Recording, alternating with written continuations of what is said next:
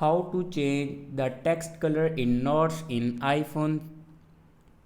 So let's start the video. First of all, if you want to change the color of your text in notes, then simply firstly open notes, and here you can select a text where you change the color. Now simply select a text, and then here you can see the option AA. Now click on AA option and then click on this color icon. Now here you can change the color of your text, and if you can't find the AA icon, then click on this cross and then click on add.